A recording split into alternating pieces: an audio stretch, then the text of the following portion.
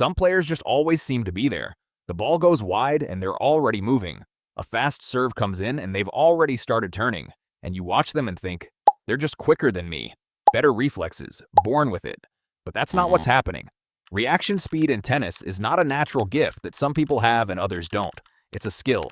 A specific, trainable, improvable skill built from 5 things that the fastest movers on court figured out and almost nobody else ever does. And the wild part is that none of them are about being physically faster. They're about being mentally earlier. Here's exactly what that means and how to build it. 1. Your reaction starts before the ball is hit, not after. Here's the thing that changes everything about how you think about reaction speed. The players who look like they have supernatural reflexes on a tennis court are not processing information faster than you. Their nervous system is not wired differently. What they're doing is starting to process earlier, specifically in the window before the ball has even been hit. While most players wait for the ball to appear and then start figuring out where it's going, the fastest movers are already reading their opponent's body during the swing. The shoulder angle tells them cross-court or down the line. The swing path tells them topspin or flat. The contact point tells them pace. All of that information is available before the ball leaves the strings, and if you train yourself to collect it in that window, you're making decisions half a second before a player who's waiting for the ball to show them where it's going. Half a second in tennis is enormous. It's the difference between arriving at the ball with time to set up and arriving at the ball while still moving, between a controlled swing and a scramble, between a point you control and one you're surviving. The training for this is simple and uncomfortable at first. In your next hitting session, deliberately move your gaze from the ball to your opponent's hitting shoulder as the ball crosses the net to their side. Watch the shoulder through the swing. The direction will become obvious before contact. Do this for an entire session and you'll start feeling things that were never visible to you before. 2. The split step is the only reason some players always look ready. Almost every professional tennis player does something between every single shot that most recreational players never do consistently, and it accounts for a significant percentage of the difference in how reactive they look. The split step is a small hop, not a big jump, a small controlled hop, timed to land exactly when your opponent makes contact with the ball. When you land from that hop, your knees are slightly bent. Your weight is balanced evenly across both feet, and every muscle in your legs is loaded like a spring ready to fire. From that position, the first explosive step toward the ball happens in a fraction of the time it would take from a flat-footed starting position. Without the split step, your weight is down and still when the ball arrives. Your muscles aren't loaded. Your body has to overcome inertia before it can start moving, and that tiny delay, a fraction of a second, means you're always slightly late to every ball, regardless of how fast your legs actually are. It's not a fitness problem, it's a timing problem. The timing is everything. Too early and you've already landed and gone flat again before the ball is hit. Too late and you're still in the air when you should already be moving. The target is to start the hop when your opponent begins their swing and land exactly as they make contact. Take one session and do nothing but split-step practice. Have someone feed balls or just rally and focus only on getting the hop timed right. Not on hitting cleanly, not on tactics, just the hop.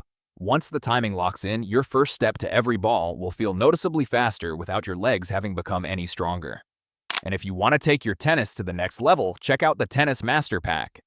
A pack that includes the Elite Player Guide with technical and tactical tips, the Become a Pro Guide where you'll learn how to become a pro tennis player, a full-week fitness routine to take your fitness to the next level, and a prevention routine to prevent injuries and enhance recovery. This pack already helped hundreds of tennis players. Get your clicking on the link in the description. Let's continue with the video. 3. Your eyes need to be trained just like your legs do. Most players assume reaction speed is a physical problem. Faster legs, quicker feet, better agility, and those things matter. But the limiting factor for most recreational players is not the legs. It's the eyes. Specifically, how early the eyes lock onto the ball after contact and how much information they extract in those first few frames of flight. The earlier your eyes find the ball after contact, the earlier your brain can calculate the trajectory. And the earlier your brain calculates the trajectory, the earlier your feet start moving toward the right place. Every fraction of a second your eyes spend not locked onto the ball is a fraction of a second your brain is guessing instead of calculating. You can improve this deliberately. In practice, try to watch the ball from your opponent's strings. Not from the bounce on your side, from their contact point. Try to see the seams rotating. That level of focus sounds excessive, but what it actually does is train your eyes to find the ball earlier and earlier after contact. The seams are almost impossible to see in real time at full pace, but trying to see them locks your visual attention onto the exact right place. Over a few weeks of this deliberate visual tracking and practice, the point at which your eyes find the ball after contact moves earlier, and that earlier lock-on gives your feet an extra head start that shows up as reaction speed without any physical training at all. 4. Anticipation beats reaction every single time. Here's the uncomfortable truth about reaction speed at the highest level. The fastest movers on court are not reacting to most balls, they're anticipating them. And anticipation is not a guess. It's a read based on accumulated information about what this specific opponent does in specific situations. Every player has patterns. Under pressure on their backhand, they go cross-court. On a second serve, when they're up in the set, they attack down the line. After 3 balls cross-court, they go down the line. These tendencies exist in every player at every level. They repeat. And if you're paying attention during a match instead of just competing, you can build a mental file of what your opponent does when, and use that file to be leaning the right way before the ball is even struck. This is what coaches mean when they talk about reading the game. Not just reading the current ball, reading the accumulated pattern of the match. The player who beats you in the 3rd set with the same backhand down the line they've hit 8 times already wasn't faster than you. They ran the same pattern and you still weren't ready for it. Because you weren't collecting data, you were just playing. Start treating matches as information-gathering exercises as well as competitions. First few games, watch for patterns. What do they do on big points? Where do they serve when they're nervous? File it. Use it. The library of tendencies you build over a match makes your anticipation look like reaction to everyone watching. It's not. It's preparation. In this video, I show you how to improve your footwork and become a fast player. I recommend you watch it after this one. 5.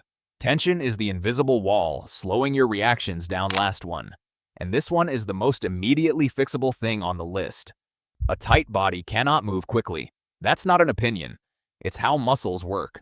A muscle that's already contracted has to release before it can contract again in a new direction.